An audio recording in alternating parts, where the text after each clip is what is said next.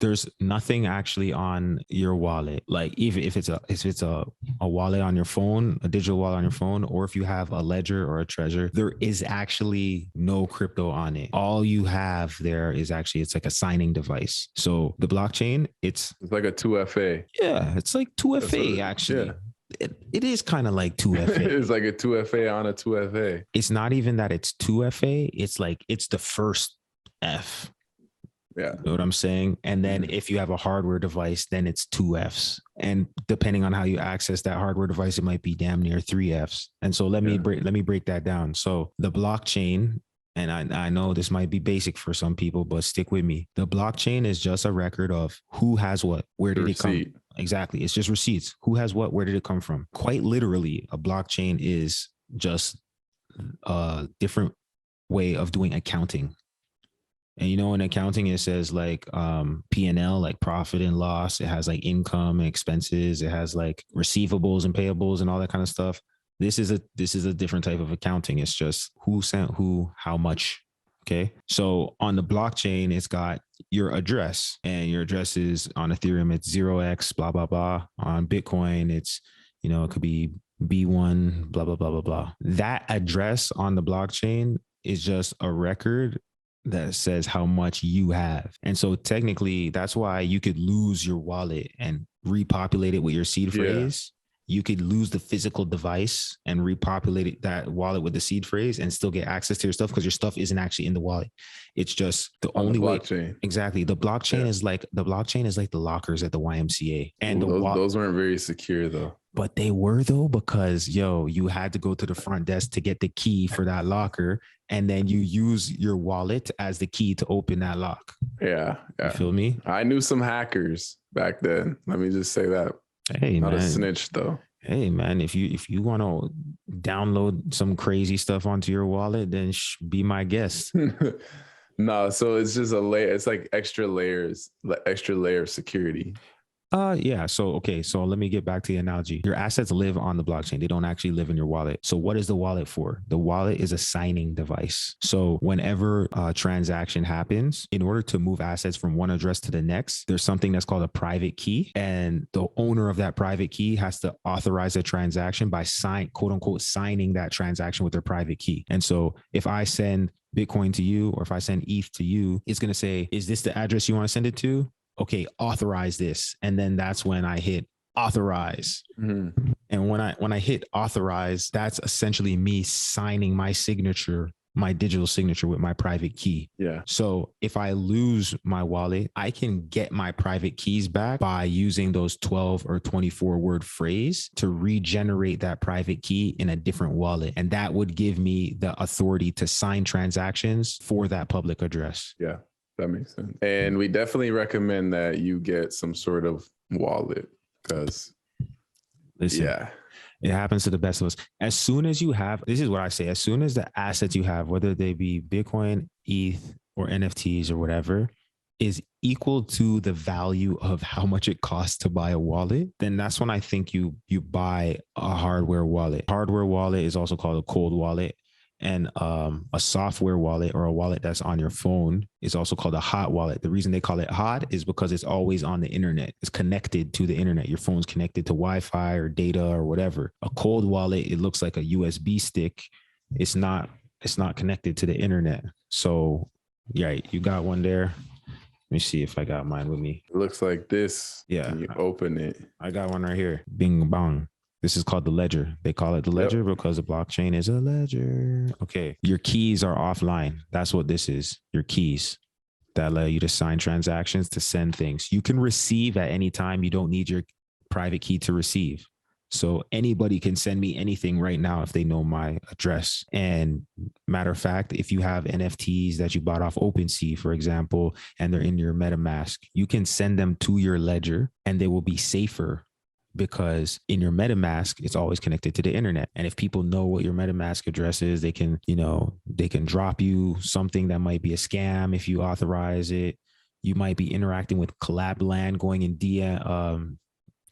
Discord, trying to join things. You might be going on different dApps, logging in, and over time, you're just authorizing all these different smart contracts and APIs. You're just authorizing.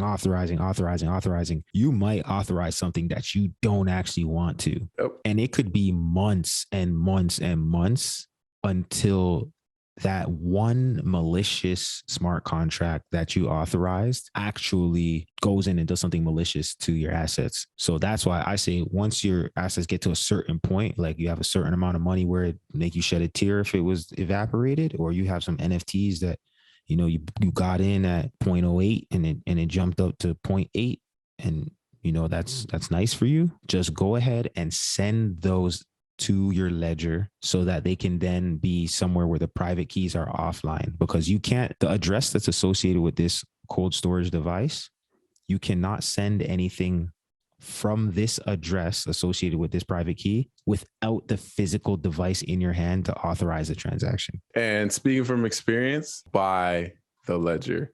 Even if it's an NFT that you may think one day has potential to reach a high price, send it to your ledger. Listen, I have a ledger. I've been hacked. It is not a good feeling. So if you can avoid that, do it. All right. And make sure when you buy your ledger that you buy it from the actual website. Make sure it's sealed. If there's any proof that it's been tampered with, send it back. Because if you buy this off Amazon, people are pre-loading the ledger. And once you connect it to your computer and send your stuff over there, it's gone. They're going to hack it. So make sure that you buy it from the Ledger website. Do not buy it from any second party website, because there's a high chance that you could get hacked, and we don't want to see that happen. So be smart. Yeah. And if you buy, I mean, personally, I've only bought ledgers and treasures. If you're into Bitcoin, I also recommend a cold card.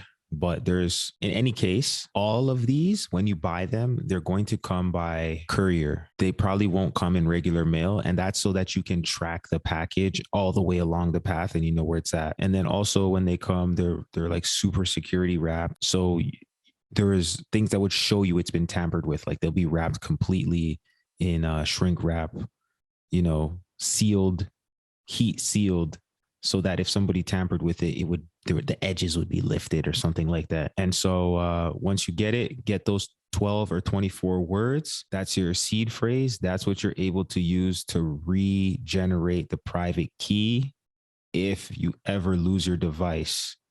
That's important. Listen, I had a friend that lost his seed phrase and he can't get back into his wallet. And he has a lot of NFTs in there. So imagine that you're not even hacked. You just can't remember the words to your wallet. That's pain. There's thousands of dollars in there. That's pain. So yeah. So keep those words. Don't put them on a screenshot. Don't put them on iCloud. Don't write them in a note, because all of those things are online. And if somebody gets access to your phone, or they're able to SIM swap you, or they're able to do something like that, it could be a bad day. So yeah, get yourself any NFT that I buy after this point is going straight to my ledger. I don't care if it's 0.03. If I'm purchasing an NFT, it's because I believe it's going to be something of value, and it's going straight to my ledger. You can quote me on that. I'm going to quote you on that, actually. Well, I hope that you do, because damn, I can hear the pain in your voice. Okay, I'm gonna just go ahead and say it. I got 3 Loser Club NFTs and a Jenkins the Valet taken from my wallet. And I got the Jenkins the Valet at 0.015, and it's at like 1.5 ETH or something right now. And Loser Club has potential to be a blue chip. Learn from my mistakes. And if you do, then everything that happened to me will be worth it. It's not going to be worth it at all. But be smart. Yo, you gave up some racks. Bro, chill out, man. It hurts to this day. I'm going to bounce back, though. Nah, you already bounced back. I bounce back still. But I'm a Bitcoin monkey whale. Shameless plug. Okay, I see you, Stacks Blockchain.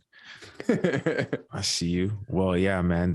One day I'll give a lesson on Bit 39 and those seed phrases, and we'll talk about generating wallets and all that kind of good stuff. But that's the basics, man. Get yourself protected. Get yourself cold wallet, and don't take any gifts. I don't care if your mom gives you a cold wallet for Christmas. You go get that yourself. Yeah. Oh, also, if some random stuff pops up in your MetaMask, that's not a gift either, unless you know the person that sent it to you. And even then, you may not want to interact with it. Don't trust verify. Bingo. Yeah, if it's too good to be true, it probably is. If you get a NFT on Polygon, it's probably one of those ones where when you go to sell it, you're basically giving authorization to some smart contract to run through your bag. I know we didn't plan to go down this road, but like we're already halfway down. So it's so sad for Polygon, because like if you want to like mint a project and you don't want to pay stupid gas fees, like as soon as you put on Polygon, everybody thinks it's a scam. It's terrible. Hey man, well, you get it how you live. If you go somewhere where the gas is super cheap, but people don't see any other value there, then yeah, that's where spam will happen. You know what I'm saying? They got to have a certain cost to do business, whether that be time or whether that be, literally it costs to do a transaction. Otherwise, people will spam and people will have unlimited rounds in their scam gun, and they'll just shoot for spray and pray. Scammers aren't trying to pay gas either. So they're like, why not do this for cheap? Damn you, Polygon.